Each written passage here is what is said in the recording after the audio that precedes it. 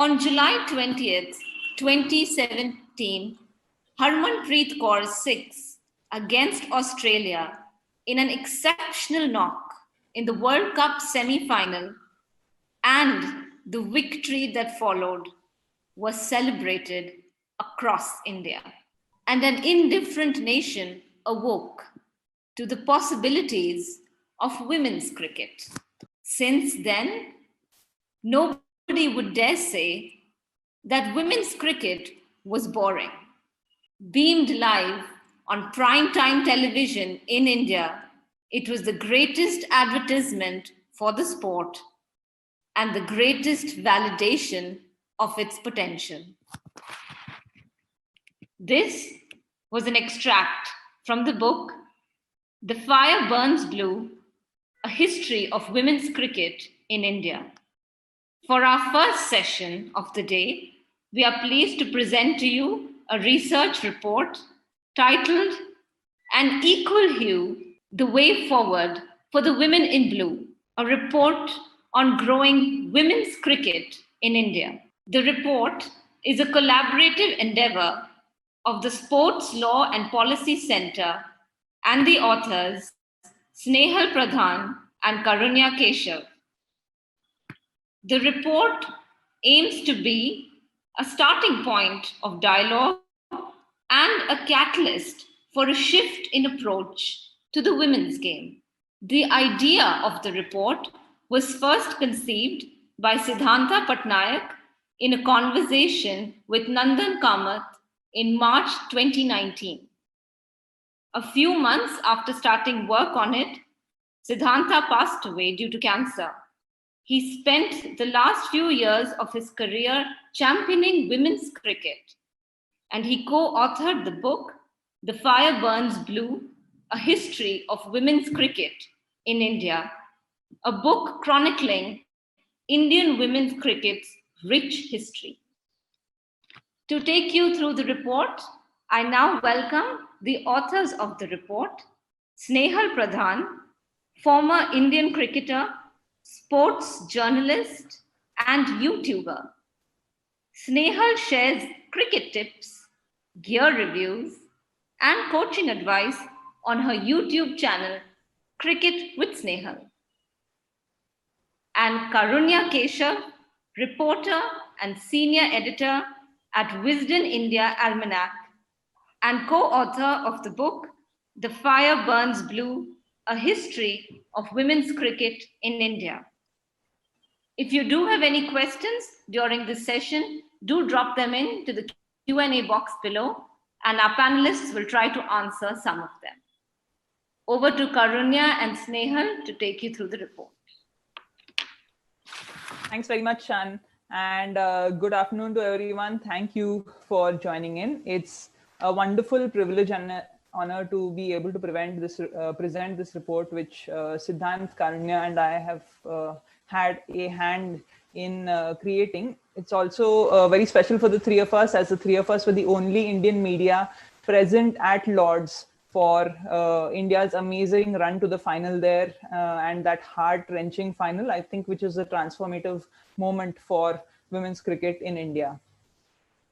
The basis of this report, and something that I became conscious of after preparing it and while we were debating the title, is equality. Because while preparing it, it was just taken for granted that, women's cricket should be given equal treatment in India as compared to men's cricket. But that equality term, it's not simply a matter of copy pasting a certain plan that has been successfully applied for men's cricket to take men's cricket to almost the top of the world to women's cricket. Because women's cricket needs to be looked at as its own sport. Essentially, women's cricket needs to be looked at with discrimination without compromising on equality, despite how odd it is to find those two words in the same sentence. For an example, most of you watching will be working in the corporate world.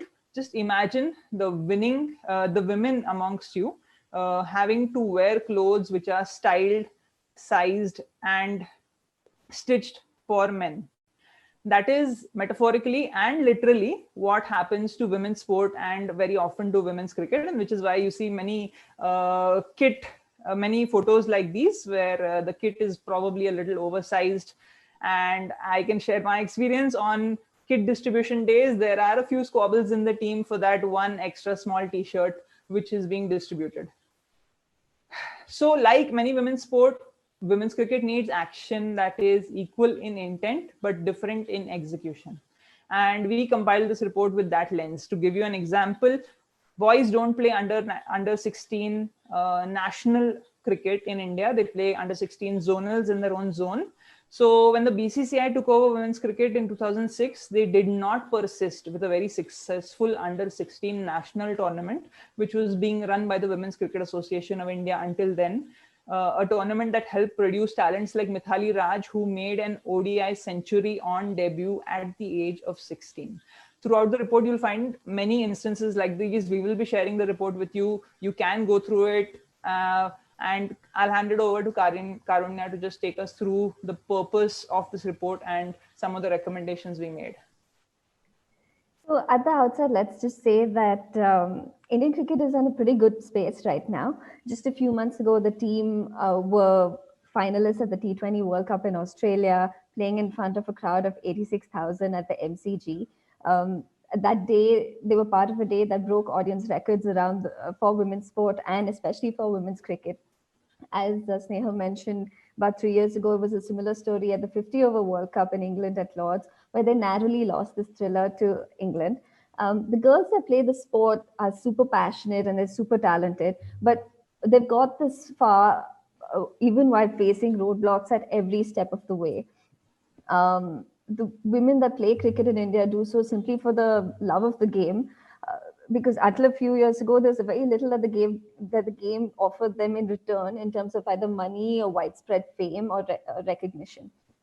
So just imagine what can be achieved if women can get the full support of society and of administration. So the purpose of this report essentially is to analyze the current situation. For this, we heard from about 350 women who are currently playing cricket in India at the domestic level or the international level. This is a first of its kind attempt to get this sort of a database in place.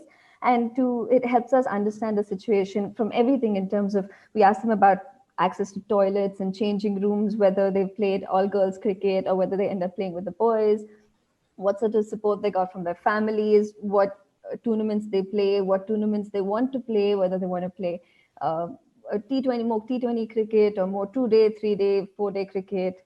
And once we understand the situation, the next job is to identify the areas that need work. And after that, we look into offering suggestions, not just to the BCCI, but all stakeholders, including state associations, private bodies, sponsors, and broadcasters. Now, for every sport to progress, these four main pillars for it, which includes participation, just getting more people to play, pathways, defining how a player can move up the system, performance, how to get the results, and all of this while keeping players at the heart of it. So keeping this in mind, we've looked at women's cricket in India through the lens of these 6 issues that you see on the screen. Firstly, it's the barriers to participation, whether they're physical, cultural, financial. We look at elite cricket. How does India win a World Cup? As we said, the runners up a couple of times in the last 3 years now. So how do they take that extra step and go win a World Cup?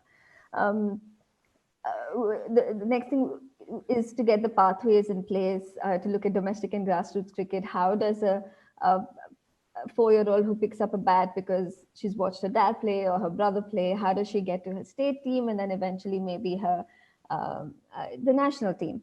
And finally, what sort of financial security is in place for these people to make this possible, and what sort of ecosystem we need to build, including in terms of coaching, in terms of sponsorship, facilities, all of which is pending.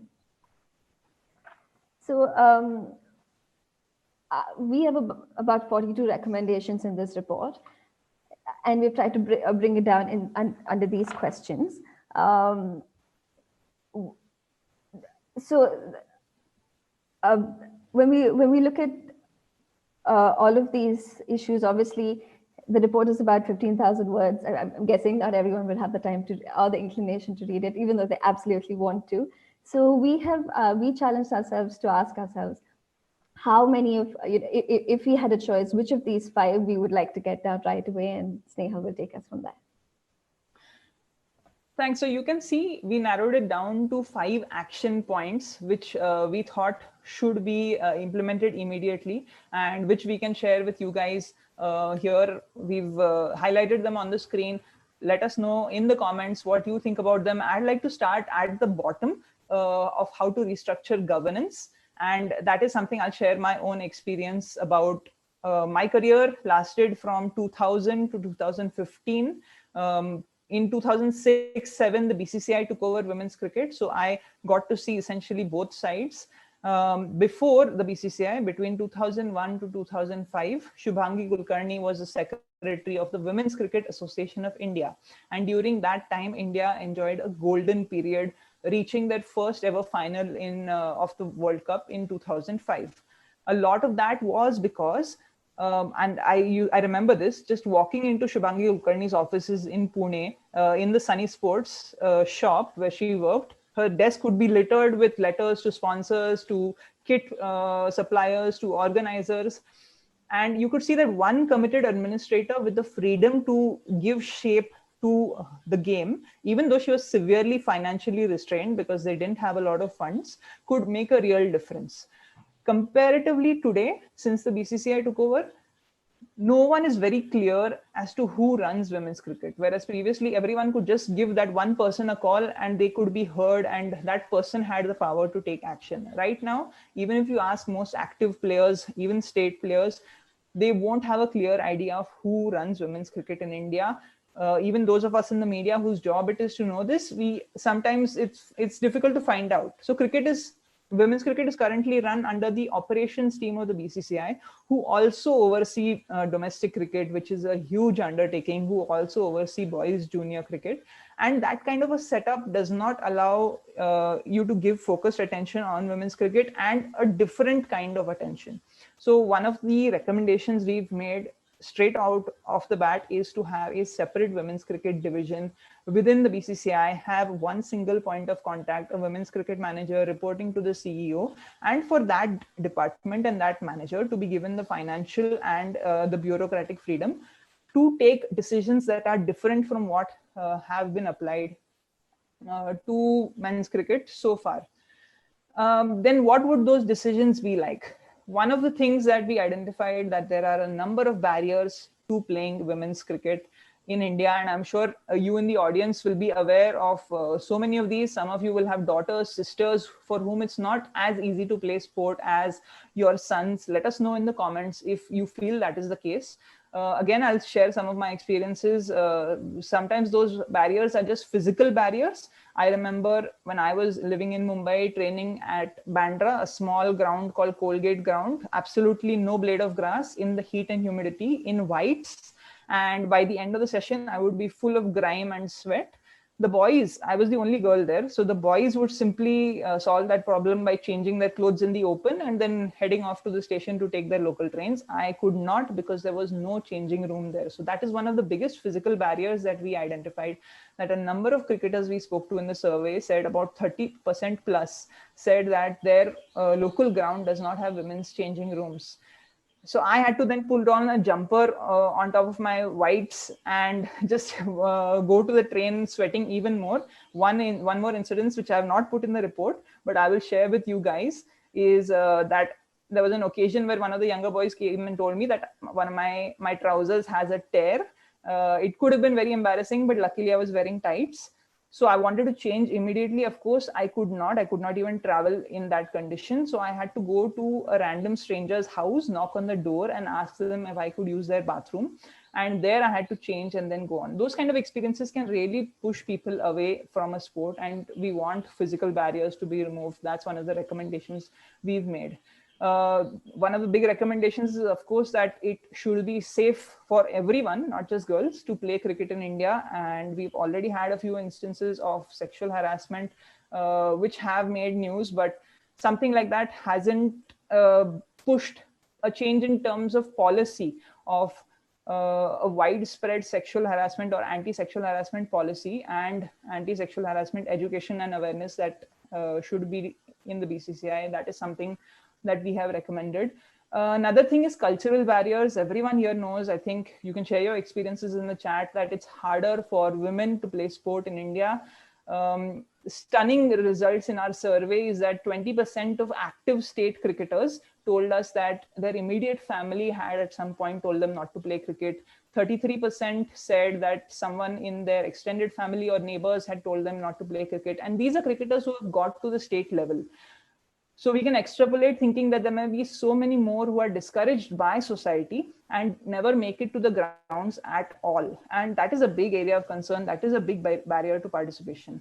So one of the recommendations we've made is that the BCCI put into place a long-term multi-level mass marketing campaign, which involves not just your female cricketers who are great role models already who play for India, but also your male cricketers who are the biggest influencers in the country and they happen to be on the home board's payroll. So a mass marketing campaign to change perceptions of what women's cricket in India is like, and that cricket is not just a sport for boys, it is a sport for girls. Now that kind of a marketing campaign will push a lot more young girls into grassroots cricket. The third area we looked at was grassroots cricket, in particular school cricket and under 16 cricket. If this is the base of the pyramid, then India's pyramid is built on very few bricks. And yet India have reached 2 finals in the last 3 years. Imagine the domination if we can get our grassroots cricket right. Just another approach, another area where a different approach is required by the BCCI, because the BCCI doesn't get involved in grassroots cricket for boys or school cricket for boys. It just doesn't need to. There's already a robust setup. But for women, inter-school cricket is almost non-existent across the board, except for a few pockets. One of those pockets is Mumbai. Jemima Rodrigues, who played for India at the age of 17, comes from Mumbai. But when she started playing cricket, she didn't even know that cricket existed in India, let alone an inter-school tournament that was run by Mumbai. So very few tournaments, and the awareness about these tournaments is really low. A lot of girls told us in the survey that their school teams, college teams, university teams did not have all girls teams. Again, this is one place where it is ripe for not just the BCCI to get involved, but other stakeholders and private bodies to get involved. We've already seen a couple of IPL franchisees taking interest. Mumbai Indians and Rajasthan Royals have set up local inter-school competitions for girls and boys. And that is something that it is serving their catchment areas. So there is a huge potential and an opportunity for any corporates to get involved in tournaments like these. And those tournaments then need to feed into an under 16 national tournament, which I mentioned at the start, which India currently does not have. Yet we produce talents like Smriti Mandhana, who debuted at the age of 17. Just imagine where we can go if we have a national under 16 tournament.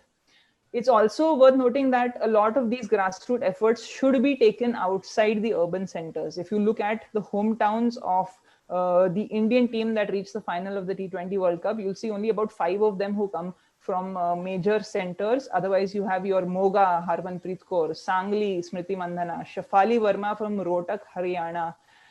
That is where the talent lies. Most of us involved in the sporting ecosystem, and let me know in the comments if you agree, will probably know anecdotally that kids who come from non-urban areas are physically, they just have an edge over kids who come from cities. So in a sport like cricket, where you are moving towards faster bowling, speaking of Jhulan Goswami from Chakda, faster bowling and power hitting, I think talent spotting in rural areas is another of the recommendations that we've made. So we've spent a lot of time looking at grassroots cricket, and there's a reason for this, because unless your base is strong, even before we start talking about elite cricket, about winning World Cups, you need to make sure that you can't do that without a strong foundation. So what has come up time again is that India desperately needs these bridge tournaments to help them close the gap between the state level and the and international cricket. So playing for your state in like Alur or Vijayawada, Guwahati is one thing. And playing in front of 86,000 people at the MCG is a whole different other challenge. So the one thing that can immediately bridge this gap is the women's IPL. Now, India does not have a women's IPL, at least not in the form that we know what the IPL is, with the whole carnival that comes around every summer, COVID permitting. So what we do have is the Women's T20 Challenge, which is slightly different from what an IPL is. Before we go on to that, we want to tell you the story of Shefali Verma. Now, those who followed the T20 World Cup earlier this year will remember Shefali as the India opener, a 16-year-old who absolutely smacked it out of the park. Last year, she became the youngest Indian to score 15 ODIs, breaking Sachin Tendulkar's record. And earlier this year, she was the #1 ranked batter on the ICC rankings, all at just 16. And she has this amazing backstory. So as Snehal mentioned, she's from Haryana, and we know what the sex ratio is in Haryana and what sort of problems there are. And Shefali spent her earliest years in cricket pretending to be a boy simply because, as a girl, she couldn't get to play. Star Sports used her to help promote this World Cup, and I just want to play the video for a short while now, which just tells her story. कल खेल ली भाई मैं खेलूंगी। अरे तगड़ी team में शामिल है। तो हम सब तो रोज ही खेलते हैं ना पापा। प्लीज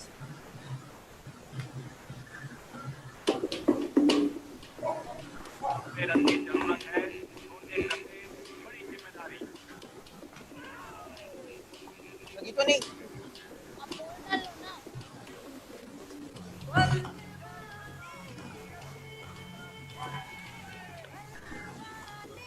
जिले में तहलका मचा दिया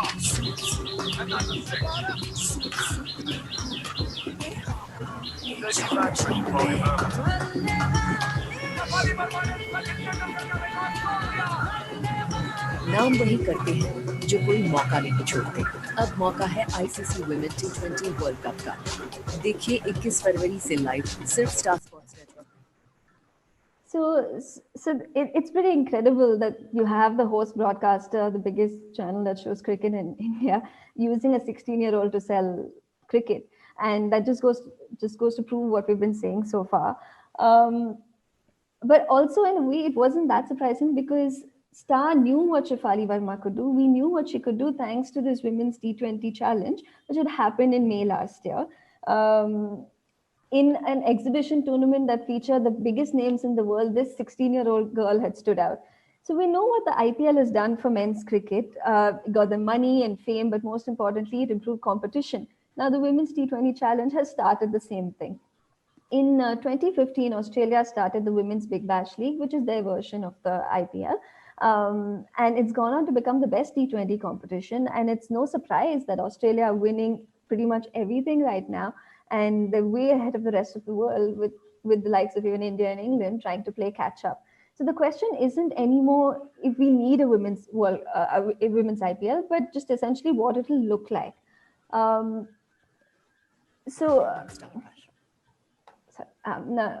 It isn't about whether we need the women's IPL, but what it'll look like. So the T20 Challenge, which was played in its first edition, was played in Mumbai in the middle of the day on a work week in front of empty stands by just two teams. It was just one match.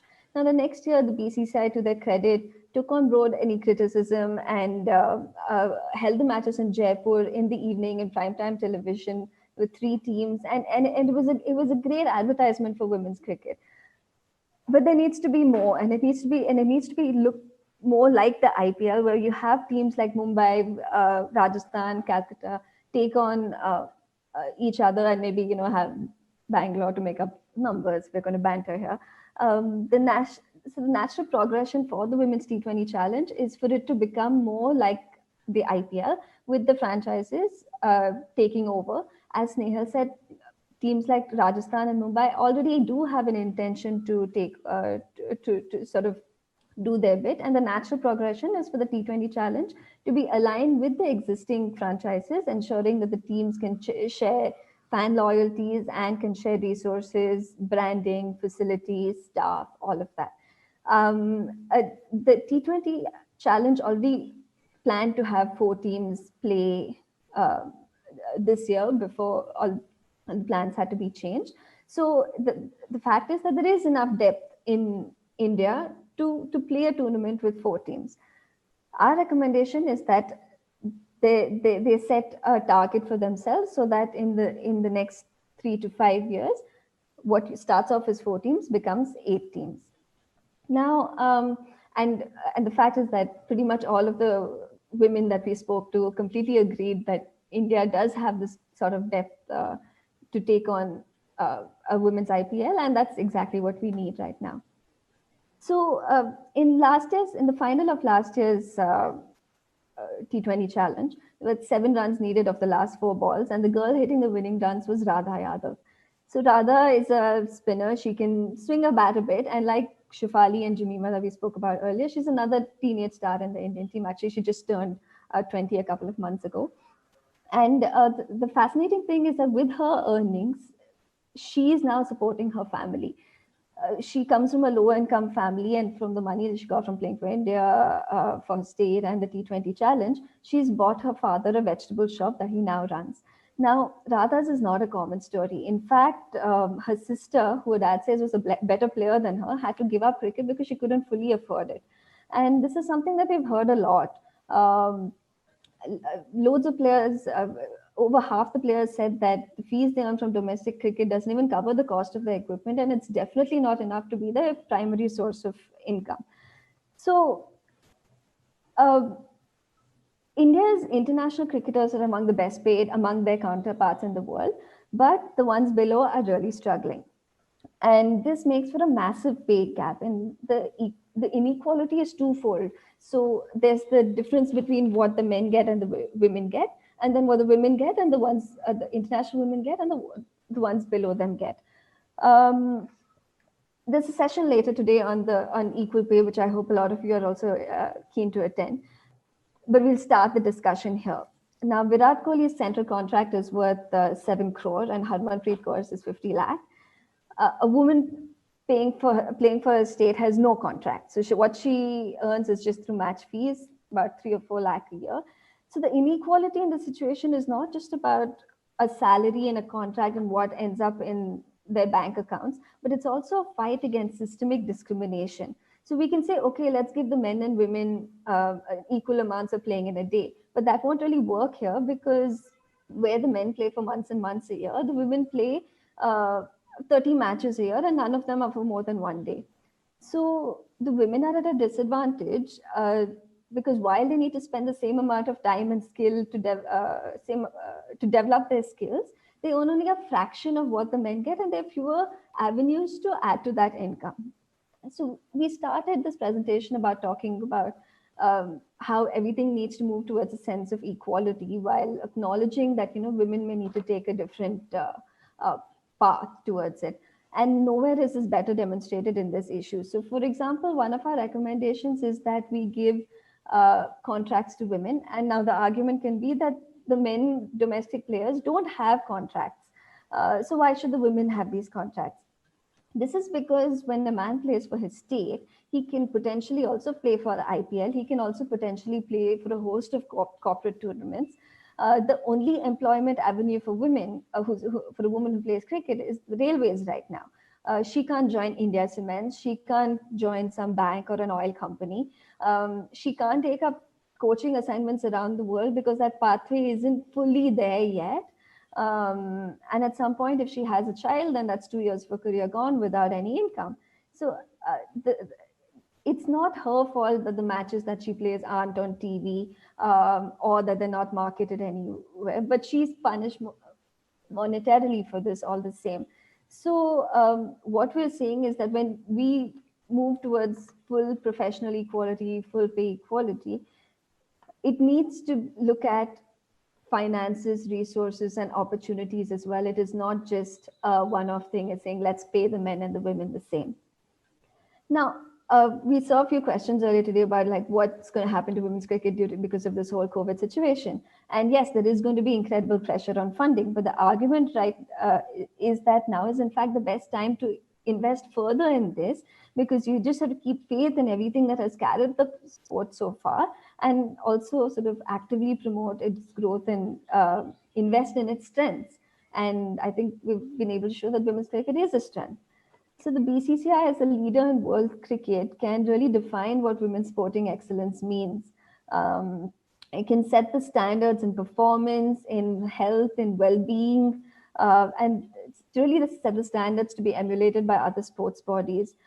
Considering the country's just immense love for cricket and the BCCI's resources, it can really carry along all stakeholders, including broadcasters, media, and fans, to really bring about a transformational program for women in the country, making cricket the number one sport for girls and the women's team the number one team in the world.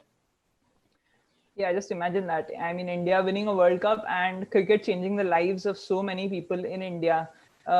We will quickly take a couple of questions. There is one from Mark, which is asking how many women's cricketers are playing at the junior and youth level, and that's an excellent question, and that is a question that we struggle to find an answer for while compiling this report, because that kind of data is not available. Again, one point of difference where the BCCI could apply, that maybe they don't need data for boys because there are just so many boys, but we do need data for the number of women and girls, because on the basis of that data will come all future policy. So we do need a data finding exercise which will establish that baseline. And that is one of the recommendations that we have made in the report. You can check out the report in detail. There's also a question from our colleague in the media, Neeru Bhatia, asking, is it too early to get a women's IPL simply because the talent pool is still not big or strong enough? Like Karunya pointed out, the BCCI was going with 4 teams this year. So there is internal belief that 4 teams can be produced. What is important from our point of view is to align those 4 teams to existing IPL franchises, and next year have your Mumbai Indians, your Chennai Super Kings, your Kings 11 Punjab having women's teams. And we've seen this model successfully applied in other sports. For example, in Australia, in the AFL, Australian Rules Football, they started their women's competition with 8 teams, whereas their men's competition has about 18 teams. So they started a scaled down version of their women's AFL, and that has now grown to, I believe, 14 teams in the last 3 or 4 years. So similarly, we are recommending start with 4 teams, have a long-term plan in place to grow into 8 teams eventually. If the IPL expands to 10 teams, then hopefully 10 teams. Imagine just Smriti Mandhana playing in the Mumbai Indians shirt, and imagine Jhulan Goswami playing in a Kolkata Knight Riders shirt, and tell me you're not excited about that. That's the end of our presentation. Sorry, we can't take any more questions, but it's been a privilege and an honor. Thank you to everyone involved for giving us this opportunity. Shan, back to you. Thank you, Snehal and Karunya, for presenting the report. We are all eagerly looking forward to reading the complete report. And we hope that the report starts more conversations about women's cricket in India and helps transform the face of the women's game in India.